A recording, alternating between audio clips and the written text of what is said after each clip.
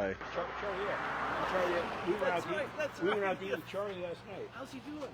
Pretty good. All right, everybody. It is 8 o'clock Saturday morning, and you know where we are. We're down on the south end of Fort Myers Beach for our Saturday morning walk-around, sponsored by Studio AD this morning, right across the street from the old Outrigger property, which Jim's going to tell us a little bit about toward the end of the walk-around. We're at the brand new town hall with the town manager. I got to get them straight, town and city now. Town manager Will McKannay and the vice mayor Jim Atterholt. And Will's going to kind of give us as much of the tour as we can today before the grand opening on Wednesday morning at 9 o'clock, when everybody's invited for a ribbon cutting and some words from local dignitaries. So, Will, before we start with the building, can you tell us about the parking lot and the adjustments you made to the parking lot? This used to be the 7-Eleven, the yep. 7-Eleven building, and the town purchased the property as part of the town hall to extend the parking. So, what work was done here? Absolutely, great. Thanks, Ed. Well, what we did here was in the old 7-Eleven area. They came in and leveled and graded it, elevated the lot a little bit, so we'd be above, the streets on the other side to help some of the drainage issues. On the other side over there on Driftwood, we did some work on a swale along the road there to alleviate some of the flooding during heavy rains. And you see where FPL is working on lighting here in the front. Again, some of the work to help with some of the drainage coming off of the sidewalk and the roof. And towards the back, as you can see around the back side of the parking lot and along the back of the town hall, also integrated in a drainage system along, with some drainage systems along the way. And this is for staff parking? This will be primarily for staff parking during normal business hours and stuff, and then it'll also be for weekends and after hours a public parking lot like others that we have on the island. And this you have a fence here on the sidewalk, and then this fence. What's going on in the middle here?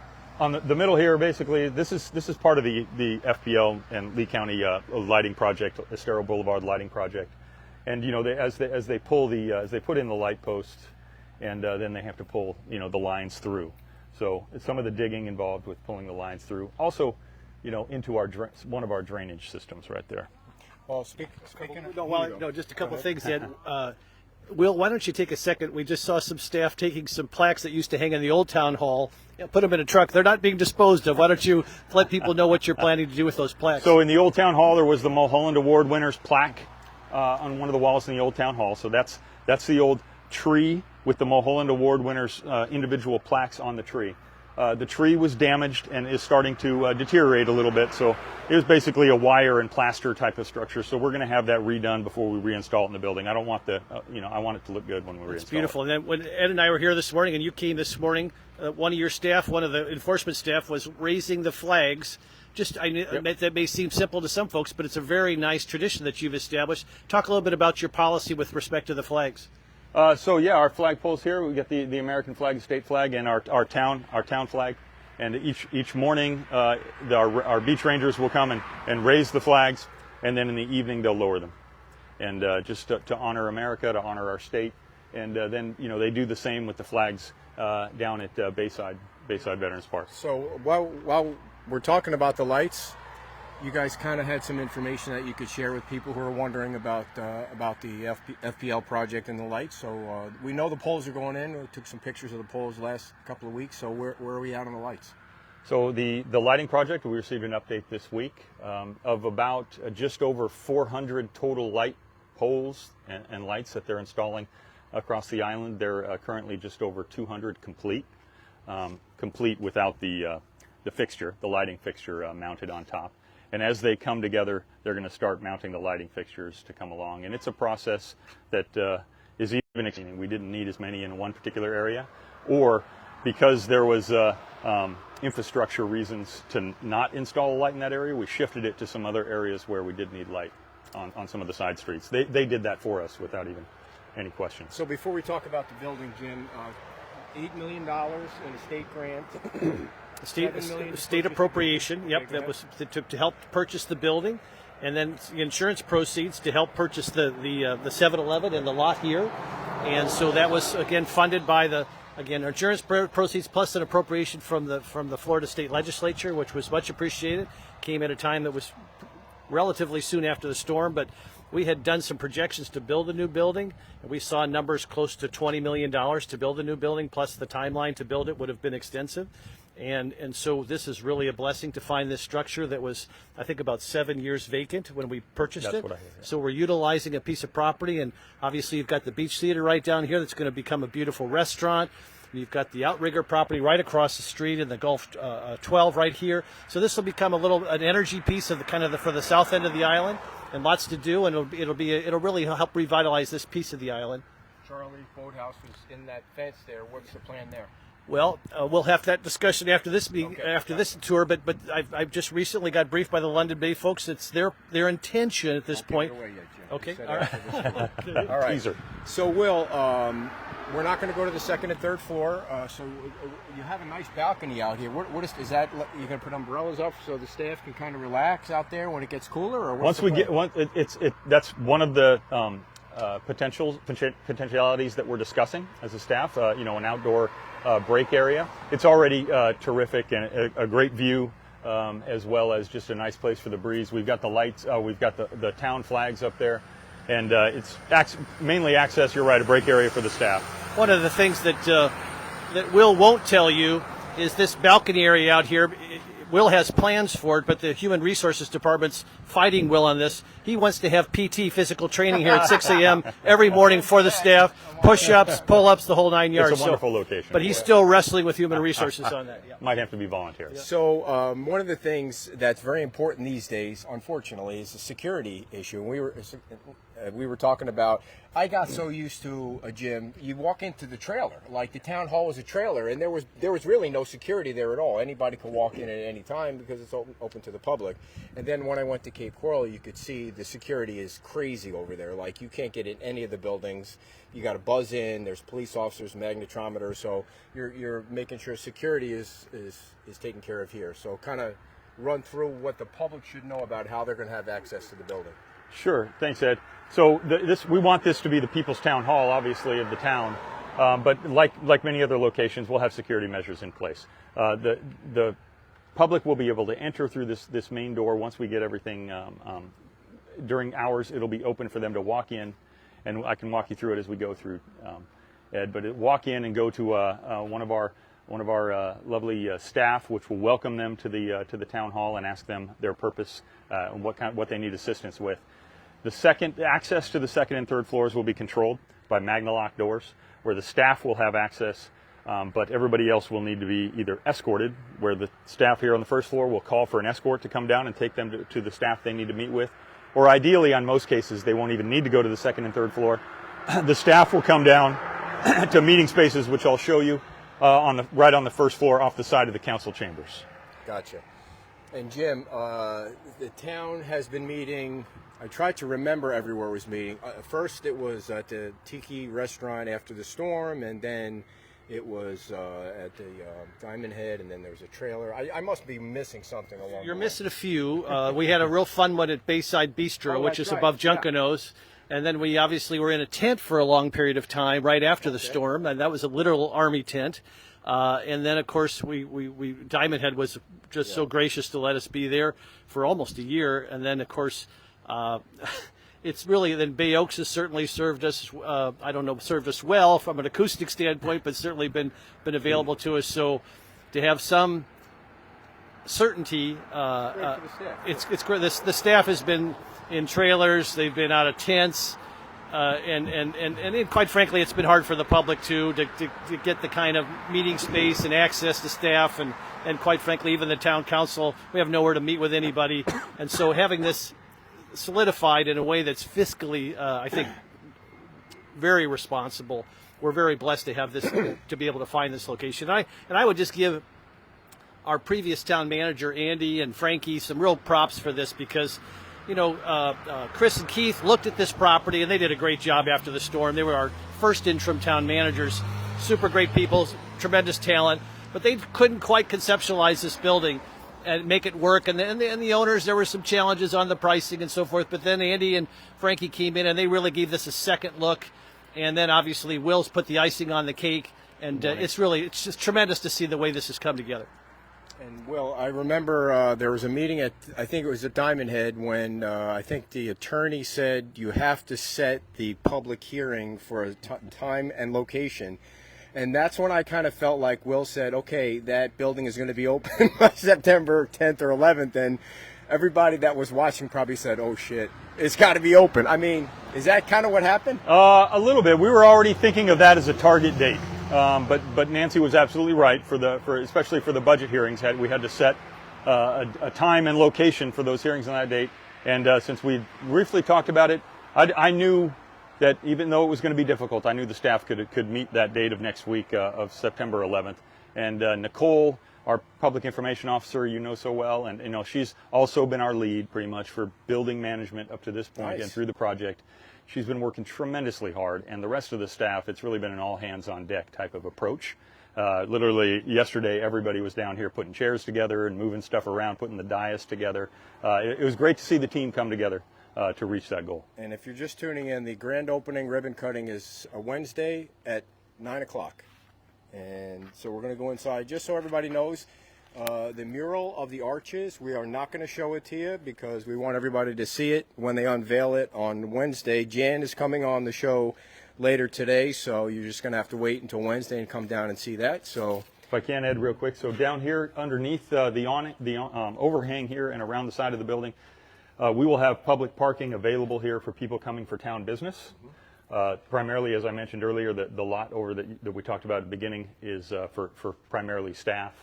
And then we will have public parking available here underneath the building and around the outside. Can you explain what these are? This is, permit, notice of violations, notice of permitting, and other things, code hearing, code notifications for code hearings and so forth, magistrate notifications required by statute to publicize these for a certain amount of time. And this is our location outside of Town Hall, so if anybody has any questions, they can come. They can just look here. They can read it. And then the points of contact for the staff are also on the documents. Is this an intercom directly to your office, Will? Is that what you This doesn't quite. As you can see, this was below water level. This is from the previous. I believe there were several businesses in this building before. So before we leave this, if somebody wants to come down, they can come down any time. And is it listed in alphabetical order by their name? No, not to my knowledge. Okay. We're not quite that organized yet, Ed, but we're getting if there. you scan the whole thing and looking to see if your violation is there, or there was last time I remember there was a book inside the trailer. Is that something that is now replaced with this, or they have the book inside too? We still have the book inside. Okay. Our Tom Yazzo's team still has the book inside, but this is for public notification. All right. Let's head inside. This is the first time we're going into the. Perry Hansen is here. You coming to the show? All right. And you're far down from your place. All right. First step in the new town hall. I feel special. Okay. And the air conditioning works loud. Air and clear conditioning here. works very well. Yes. Did you finally get an elevator? Elevator. We have an elevator. It still requires. They tested the emergency features yesterday, and so on Monday we'll have both fire and elevator inspectors here to hopefully give us the final okay for the elevator. Jim, you know who did that? Any idea who did that painting? That's the first I have seen it, Ed. It looks beautiful. That's a picture of the old pier. Yep, the old pier. We're planning on hanging it here. Do you know what the genesis of this? I do not. Do you know it? I can't read the name, no, but I'm sure somebody that's watching will eventually know. Yep, somebody Very will. nice. Sure, Very that's a nice. beautiful photo. Yeah.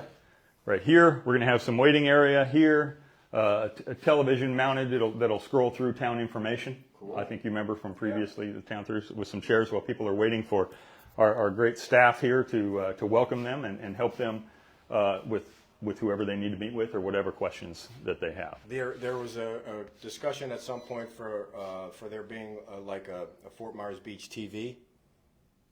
Do you remember? Do you remember that? That they were talking about that. They brought it up? Well, initially it was brought up to the exclusion of, I think, YouTube, or was pushing something out. I remember the way it was resolved. We're going to have all forms of access, Okay. but I don't remember the minutia of the discussion. Okay, so it's still YouTube, Facebook. That's my understanding. Okay, Yes. gotcha. Yeah. All right. And here to the left is entry into the chambers. All right. Very nice. I want to make sure that. All right. I'm not going to show you guys what I can see, but it's going to be quite a surprise. So you got a TV here. This is where people can also watch the meetings. We're going to have monitors around the walls. Yep. So anything anything being broadcast, being presented by council, myself, or presenters, developers, others coming in, will be broadcast on these screens, just like as well as through YouTube, like normal. And how many chairs do you think you're going to have for the public? Oh, gosh, I don't know. I haven't counted the lot. chairs, but yeah, we're going to have plenty. Now, Jim, Just like the old town hall. Well, just for tradition's sake, we didn't want anyone to feel slighted. We still have the obstruction. Still have of to have pillars, the pillars, which is what we had in the old.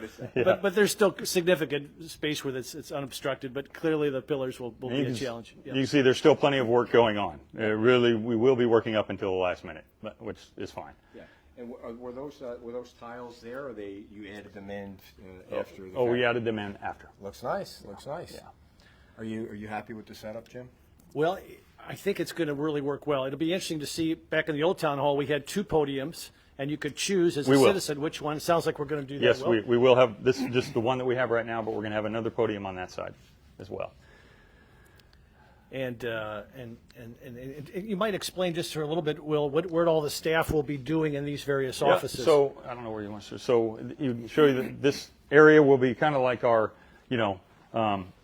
welcome reception area. As you know, previously you'd have Donna or Lisa, who would welcome and do reception for folks. Lisa primarily will be down here during the daytimes. Donna's working upstairs now, and this will welcome people. And then the staff will rotate through doing that. We'll have another desk here for other staff. Back here is the AV room. Yeah. Ed's excited about the AV room, I know. A little jealous, maybe. But, Wow, look at all that. I don't even know what to We do. should have a concert with this thing. they did test the sound systems last night, and it sounds great. As you can see, we've got so the audience will definitely be able to hear. Yep. And then we're gonna, we've got the dais. We'll have a couple of potentially another table here for a couple other staff if we feel that this is not going to quite work. There's some flexibility, Jim, that we're talking about. It's a little tight. It's nice in the sense that, But the width, yeah. that the dais is curved like this, so Yep. this person can, when they're talking to that person, you could actually see each other. But nice. Each counselor, myself, and other key staff will have monitors up here. So again, we won't have to carry all of our stuff with us. They'll mirror our systems onto these systems down here. So will all the council members have Yes. have a lap? They'll each have a screen. Ed, here's what I want you. I want you to sit right here. No way, man. Yep, sit. And then I want you to say, I want you to look in the camera and say, "You can't handle the truth." Little Jack I Nicholson. don't like being on camera, Jim. So everybody will, you said all the council Yes. members will have Yes. so they'll be able to pull up the agenda and. Oh yes, and they'll have whatever's being presented will be in front of them on the screen. I've pledged to make my transition from paper to the new technology. We're going to hold them to it. That'll never happen, Jim. Yeah, try. Wow, this is really nice. Yeah, It's gonna be- it's nice for people to have that view Yeah, of what are all the offices you got going on? You have- Okay, so across the way we're going to have basically our utilities. Okay. Just like now, people can go into Bay Oaks or previously into the trailers for questions on utilities, to pay their utility bill. We'll have utilities. We'll have a code and permitting techs down here as well. So those majority of our walk-ins to the town hall are people who have questions about a code case, notice of violation, or something along those lines. Permitting questions or to submit paperwork for permitting. And then utilities, to pay a utility bill or to ask questions. So we will have staff down here that will be able to. And those are usually our most common inquiries. And I think, Yes.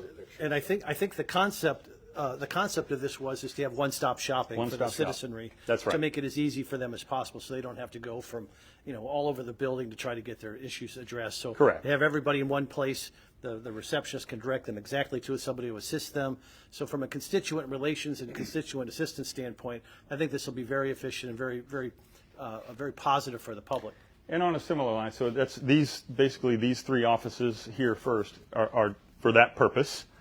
This one back here, right now we have the chairs in here, so it's a little dark and messy. But I'll tell you, this is larger. This is going to be a conference room, which we'll use for when there's a larger group that wants to meet with like Tom Yazzo or somebody from permitting, like Georgina or something like that. You can come down here and have a larger group meeting here on the first floor. But also often happens during council meetings where developers are asked by developers or attorneys or whoever from some people presenting, or during LPA even, are asked to take a few minutes, 15, 20 minutes, work through a change in their plan right there on the spot and everything. So we'll have this available during council for a private meeting space for those groups to go off to and do their work as council asks them to. So, so this will be open when there aren't meetings. The public will be directed through the chambers here. Will this be where all the other committees meet, or is there some other room? This is where they're all going to meet for now. Yeah, I think. Do you know where? By the way, do you know where the LPA is meeting on Tuesday? Does anybody know where they're meeting? Are they meeting at Bay Oaks? Yes. Okay. I think so. I have to check the I'll calendar. I think double that's check, right. but I think that's pretty right. sure it is. Yeah, and I think again, it will be a bit of a challenge during council meetings for if folks It need will. to see these folks, but hopefully we'll be able to get them across, walk across, and so forth. But I Yes, do we'll think be able to. one of the reasons why most of the meetings need to be in here just is because we obviously want to broadcast them, and all the technology's here, and I did ask, to your point, Ed, is we've had even in the old town hall we had so many challenges with our audio and he said that they have built in a number of redundancies. So if one system fails, they'll have a backup system. So fingers crossed, hopefully that going forward we'll have a much more consistent ability to broadcast our proceedings in a way that is user-friendly for the public. Absolutely.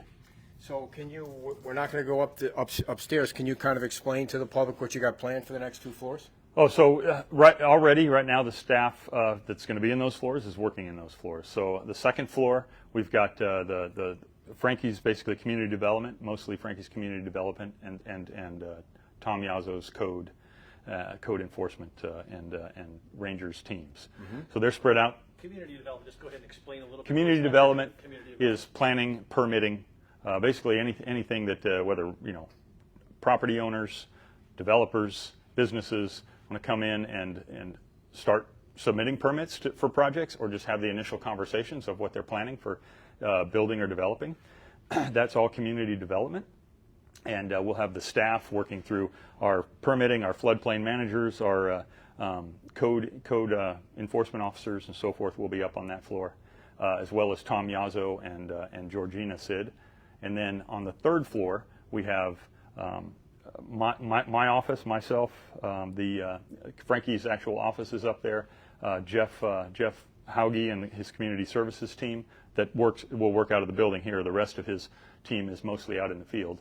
And then we've got also Nicole. Just explain what community services means and what hat Jeff is wearing, because I know he wears a lot of hats. Large department for Jeff. So community services includes Bay Oaks and all parks and recreation. It includes public works. It includes our utilities across the island, and just many of those types of services to the community, I guess would be the best way. That's why we call it community services. Very broad, very large department. As well as most of our, I said public works, but that includes most of our public works projects across the island here. Everything we were talking about, the lighting projects, he's the coordinator for all those lighting projects. Our utilities projects, our stormwater projects, our water, and other utilities all fall under. That's probably his biggest. One of the things that I wonder about is right now it's easy to get here. In a few months, it's going to be a little bit more challenging with all the traffic. So how do you get people here, that the staff, what's the plan to try and keep them out of sitting in that traffic? If it's possible, just get here at 6 o'clock is really the only answer. Right? Work early. It's going to be challenging, as it has been in the past and continues to be. We do have some ideas to try and maybe ease some of that in the future as some of the new developments come on board, partnering with them for some of the other shuttle type ideas that they have, maybe for some of our staff. That's kind of out in the future and just kind of like theoretical right now. For now, it's going to be the usual challenge that has been for our staff, just like anybody else. If they're going north, they're going to run into that traffic. And if they're going south, not as much. But I don't really have a terrific answer. There is no answer. Our hours won't change that much to really do that. We'll still, our normal public service hours, 8:30 to 4:30. 8:30 to 4:30. Anything else about the new building you want people to know about that are watching or that are planning? Just super excited that we're here and that we had the opportunity to move the town hall to this location. All the hard work, as Jim mentioned, by previous town manager, and appreciation to all of our elected representatives who helped us with the appropriations and the insurance projects to get here. It's really exciting. We've got a lot of work to get to the finish line. As you can see, there's still quite a bit around here, and the team's going to be working real hard. Well, we're obviously in hurricane season. Talk a little bit about the resiliency of this building, if you will. Yeah, so this building weathered the storms very well, from what I understand. Obviously, the first floor here had water intrusion, just like any other building here, but the second and third floors had no issues at all. There was no structural damage from any of the storms before. Engineers did surveys of it, as well as our staff. I feel really good about the strength and resiliency of this building from a staff perspective, plus the ability to bounce back for services for our town if necessary. Tuesday at 9 o'clock in this room. Wednesday. Sorry, Wednesday. Wednesday at 9 a.m. We'll open the doors at 9 in this room For the grand opening celebration. for the grand opening And celebration. then the meeting is Wednesday night. Your budget meeting is Wednesday night. The budget meeting is on Thursday. at 5, but we have an actual Town meeting council. at 9.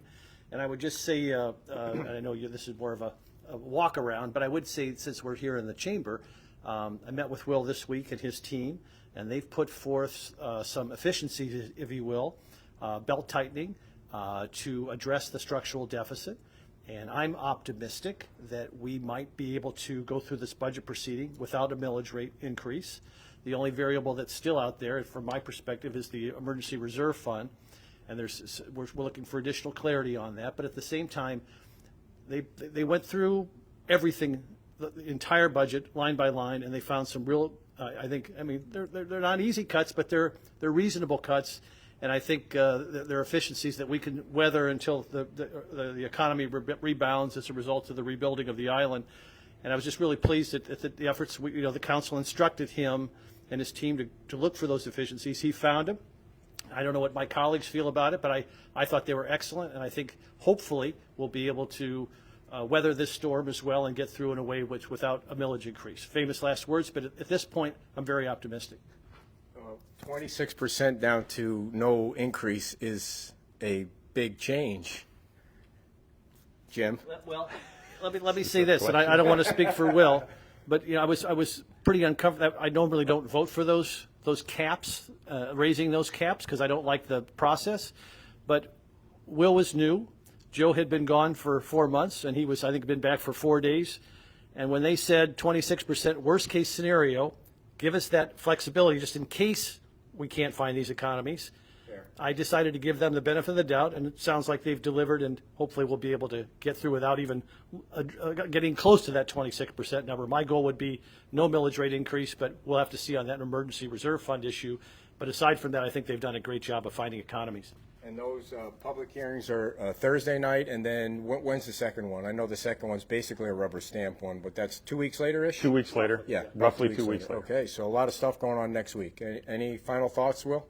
Thanks for the opportunity, Ed, to show the progress down here, and really excited. Please, everybody, come out on Wednesday morning and enjoy the celebration with us. Wednesday morning at 9 o'clock, and if Nicole was watching, I apologize for saying Tuesday morning before, so I'm sure she was yelling at the screen. So I don't know, Jim, if you want to grab that microphone from Will, and we're going to actually, thank you, Will, we're going to walk across the street. Thank you, Will. Appreciate it very much. Great job. And see if Jim's got any insight on the Outrigger property, and then, of course, we're going to show you the beach. Thank you, Christy. Christy is saying excellent orator. Yes, he is, for sure. All right. Thanks, Will. Have a great day. Thank you, Will. So, Jim, we know that London Bay owns the Outrigger and the boathouse property. And part of the situation down here with the boathouse property has been the neighbors being upset about with the future use of the canal. Do you know anything about the canal? Well, I don't want to steal anybody's thunder, but I did have a meeting with London Bay a couple weeks ago here in the new town hall, and they have I saw a draft of their proposal. It's not the final proposal, and I was very encouraged by a couple of things. Clearly, they've been listening to the community. There was significant concern about these residential canals being used for a commercial ferry. They've got a number of properties around Lee County that they want to have folks be able to get to our island, not via car, with their ferry boat, and then support their proposed facility here at the Outrigger. So they were originally going to run them through here, through Charlie's. Yeah. And that obviously caused a lot of consternation of local residents around here. And, you know, I have to give Don and Mike Miller credit. They led that charge, but, you know, one of the things that's so refreshing about them is that they actually offered a solution instead of just griping. And to their credit, they pushed the Santini Plaza solution, which I fully support because it has twofold a benefit. Number one, you're not having commercial ferries come down residential canals, but imagine the traffic that's going to be going through and by Santini Plaza as they'll then shuttle from Santini Plaza down here to the outrigger facility. Which isn't that far from here. It's not far at all. You get a fun shuttle driver. You maybe give everybody a glass of champagne or whatever and make it fun. And you get all these people then coming to our island. Particularly, it's so important during the off season. Yeah. And many of them will stop at Santini Plaza and do some shopping, maybe grab lunch, grab a beverage. And so it just creates activity, particularly in the off season, which is desperately needed. And again, avoids the residential canal and obviously supports Santini Plaza. So I was really encouraged by that because they were reticent to do that in the beginning, and I think they've made a significant concession. Now they're Wait, don't go over there Yep, yet. yep. So I see they're moving dirt around. Is that just normal stuff, or is just something normal going stuff? on? Yeah, Okay. nothing's going on at this point, but they are. I asked them specifically. I said, this concept of you saying you have no idea what you're going to do with this property, it's not going, it's not flying, it's not going well with the public. And he said, listen, our plan is to put a restaurant here. We don't know what type of restaurant because we That's want all to. people want to hear. Yeah, we They want to don't get even it. We care. want to get a sense of the market. Obviously, the Beach Theater's coming in with a beautiful steak and seafood place, just a stone's throw away. So that may impact how they, what kind of restaurant they build, and so forth. And then obviously, Wait, before you get Yep, over there. yep, please. We're staying on this side of the road. What is the latest on South Beach Grill? South Beach at Santini. Yes. Well, both South Beach and New York Pizza and Pasta, the two most substantive restaurants that are closest to opening, they're moving along. We all wish they were moving quicker, but there's no definitive date. The goal would be obviously for both of them to be open during season. My preference would be before season or right before season. Some might get there midway through season, but again, the hope is that they'll be open by season. And I'm cautiously Season is optimistic. next month. Well, season You can be meant next defined season. a number of ways. Certainly November, December, some would say. I mean, but if they're, as long as they can get open by season, I think that's one or the other. And I think New York Pizza and Pasta is just a little bit ahead of South Beach. And we just hope that there's a sense of urgency there. Obviously, I communicate that to the owner of Santini Plaza on a regular basis. And clearly there's a market there. Whoever opens Yes. first is going to be jammed. Yeah. And because everybody knows once season starts, this island goes from maybe 5,000 to 10,000 people to 50,000 to 60,000 people, and so there's a lot of opportunity for success. Yeah, let's walk this town hall, and then we can talk about Yep. the outrigger. Just because it's raining, we were Yep. going to walk over to the beach, but I don't want my phone to get ruined. Let's see. Somebody did ask a question. I don't know if you know that. I missed it. I should ask Will. Do you know if they're going to have a webcam on town hall like they did? I didn't know they had one on the previous town They hall. did I think to help with traffic.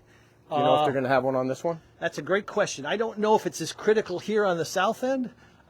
Traffic rarely backs up this far, and if it does back up this far, it does on occasion. It's usually an accident or something really serious. I think most of those traffic cams are going to be a little closer to the north end, Okay. but I can check on that. All right. So across the street, we have the Outrigger property, one of the most popular locations especially on the south end, that was totally destroyed in the storm. London Bay purchased the property, and really nothing's been going on for a while. What's the latest? The latest is they're planning on coming before the LP and the council sometime in November. I think they've been meeting with our staff and working through some issues. My sense is that it'll be somewhat similar to the previous proposal. They again have listened. I think there'll be some modification on the height, probably not enough to make some happy. Some will be happy. Can you refresh everyone's memory? I don't even remember how tall. It was originally proposed at 17. Okay. And I think they're going to try to shave a few stories off the top of that, and then it's still the concept is a hotel, and then a condo structure as well. And the hotel will have a rooftop bar and restaurant now. That the restaurant is new on the roof, and imagine seeing the sunsets up on that rooftop bar there. Then they're going to have another restaurant on the third floor, which is right above their parking, and it'll be a beautiful kind of fresh catch bistro type restaurant.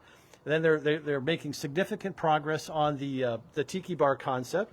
Wait, all the restaurants are open to the public? All the restaurants open to the public, absolutely. Okay. And then they'll have a grab and go, a little shop in there for breakfast and coffee and lunch, just to get a little sandwich. And then the other piece of this puzzle that I thought is new, that I think would be a significant public benefit, certainly a benefit to the development here, is that they're going to build one of these wave walls. They were really the first entity to contract with Becky, who's now working for the town, doing some consulting for the town on this wave wall. I'm sorry, Elizabeth. Is it Elizabeth? That wave wall, not only will it protect this property, but according to Elizabeth, who's a coastal engineer, it will protect the properties on the other side of Estero as well. Not completely. Obviously, there's still going to be flooding, but it takes the velocity of the waves and it reduces them significantly. So that'll be another piece of the puzzle. I sent an email, I never heard back from them, to Mark at London Bay and Elizabeth to ask them if having that wall installed, the wave mitigation walls is what it is, right? Yes. Will that allow them to do something more significant on the beach than they originally planned to, like cart out a beer cooler or something like that? Will they be allowed to do more? I think because the tiki bar was envisioned to be on the other side of the wave wall, I don't think it helps with the tiki bar, although I think they've developed a solution for that, but I think it may impact their zoning or how they're zoned, but I'm not exactly sure what it does from a practical standpoint in that regard, Ed. So, I mean, I know nobody would ever hold you to something as crazy as this, but let's say they go to the LPA in November, and in a perfect world they get their project approved. What are they looking at? Like groundbreaking, how long does that take? I mean, are we looking at 5 years for something here? Unfortunately, I think while they've been redesigning their plans, they're still working through the permitting process. So hopefully they've been utilizing that time well. But it could be. It's, I was meeting with some other folks yesterday about another facility, and it's probably 2 years to go through the planning process and then a year to build. So it's probably about a 3-year build. Hopefully we can do it faster. But it's one of the things that they talked about was, people say, why is there a condo there when you got a hotel here? And the condo piece is really helps with financing. There's very few entities that want to finance a hotel on the beach right now, given all the risks. And so when you have a condo, a piece of that puzzle, you can pre-sell those condos, which helps with the financing piece for the overall development. So that's a big piece of the puzzle. You're going to see that a lot along here on Fort Myers Beach, that pre-sale dynamic, again, helping with financing. And that's just a piece of the reality right now because the markets it's tight right now. So after the whale opens, what's next? What's next? The timeline then becomes longer. I mean, we probably have 20 projects in the pipeline right now that have been approved by the LPA and the council. And so they're all at various stages of development. I know Meyerside's very close to breaking ground. Obviously, we've got... What about the Neptune? The Neptune is also very close to breaking ground. They got to go through this extensive permitting, not just with the town, but with the state and with the county. So there's a lot of different dynamics. And then obviously they've got to continue to work on their financing. The financing piece is very, very challenging. You have to build a development that has a return on investment that's reasonable. But the banks look at this, so you have to have a development that works.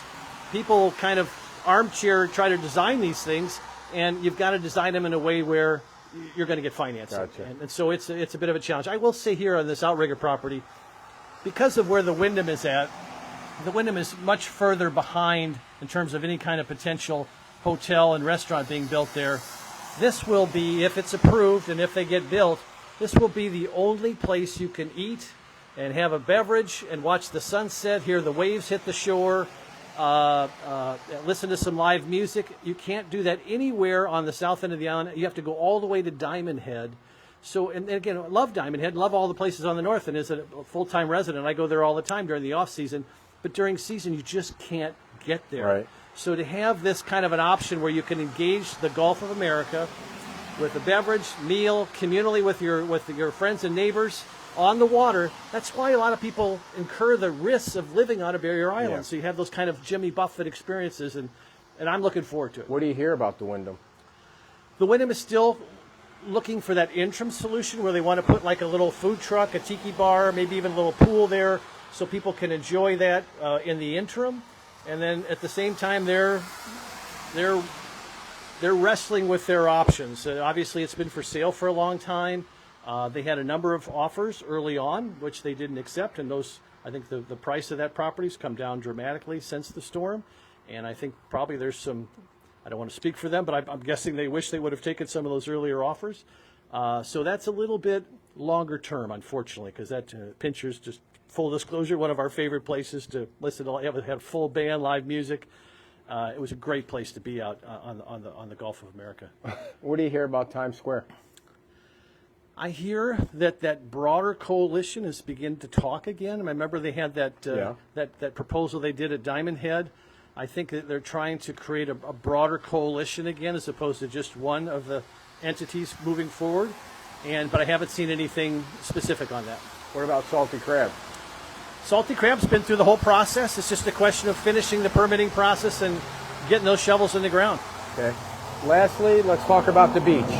Of course, I have to ask you, did Chad get a raise? Because I've been advocating for a raise for Chad for 6 months now. Well, you're advocating a raise, but you're also rightfully putting our feet to the fire about a tax increase. So in this time of cut his pay. In this time of belt tightening, we're not going to cut his pay. He did a great job, but no, I doubt there'll be a raise. But this is, as we were talking before we went on today. I lived at, full disclosure again, lived at Bermuda Dunes when Hurricane Ian hit. Bermuda Dunes is right next to Leonardo Arms. So we felt the real, first of all, we were on the island for the storm, so we felt the wrath of the storm, but the aftermath of the storm, I mean, literally the water was up to our building, just like Leonardo Arms, and caused horrific damage. And to see that, and we're no longer there, but the folks who are, God bless them, they see this new sand, and it's transformative. It's incredible. And it's not just that area, the whole island. We put close to $60 million, and most of that's federal, state, county, TDC, and there's some local dollars in there as well, but that'll be the largest beach renourishment in the history of Fort Myers Beach, and probably even going forward. When we do one 10 years from now, just because of all the damage we had, it probably will never be as significant as this beach renourishment. And again, we talked about this as well. To be able to walk from the south end to the north end, it democratizes the beach, particularly with all these beach access points. It's one of my frustrations. I don't want to get off on a tangent, but with the beach school struggling, and our school district not being responsive, our doors are wide open to the people of Lee County to come to Fort Myers Beach. We don't charge any tolls to come over our bridge. We have all these beach access points. The Lee County people love Fort Myers Beach. And so when the school district denies us an elementary school that's been here for 80 years, it's really kind of hard to stomach. And so I don't want to get off on a tangent, but we are Fort Myers. Fort Myers Beach is the beach for Lee County. We're fully accessible to everyone. The public in Lee County loves Fort Myers Beach. They had a front row seat to see what happened to us. So to the school board and to Denise Carlin, the superintendent, this concept of there being political pressure to not give us a school, I just don't buy it. I think most people saw the hardship we've been through, and I think the people of Lee County would support us having an elementary school for our little kids. So I'm a little bit frustrated with what's going on with the school district. I'm hoping they'll help us. I'll just put it like that. You got $21,000 I can borrow to get some public documents that everybody can see? Not only was I stunned by the response you got, but the initial public statement, the one paragraph statement, again, I think I said this, it was probably, I've been in public life for 35 years. I've never seen a statement so contorted, so overly lawyered. It was just brutally pathetic, quite honestly. They came out a few days later with a full page statement. They're going in circles at this point. I mean, as Abraham Lincoln once said, "Let the people know the facts, and the country will be saved." I mean, come on, Lee County, school district, let's come forward. Let's just solve the problem. It's not. I don't want to get into a he said, she said fight. Let's just come forth with a proposal to build us a school or refurbish our old school. It's not that hard. We'll partner with you. We'll help you. We'll work with you. Let's do it together. Last question, Jim. What's keeping you up at night? Well, I have to tell you, the school issue is keeping me up at night. I just can't fathom the school district's mission, given what it is, that they're just, at least at this point, maybe there's something going on behind the scenes over there that I don't know about, but I feel like they've turned their backs on us, and I think these are little kids. I mean, you could say high school, junior high, but these are little kids. To put them on a bus for an hour and a half, assuming the bus even comes, they're tiny little kids. It affects not only these kids, but their parents, their quality of life. If we're going to attract families to Fort Myers Beach, it's hard to stomach. All right, Jen, thanks so much. All right, man. Ed, thanks, for the man. tour. Appreciate it. Always a pleasure. Wish we Yep. would have got on the sand, but we'll do it another time. Thank you all for tuning in. Thanks to Jim. Thanks to Will. Good luck with the town hall. Remember, it's Wednesday at 9 o'clock, not Tuesday. And thank you to Albert at Studio AD for sponsoring the walk around today. We'll see you at 11 o'clock at La Di Da.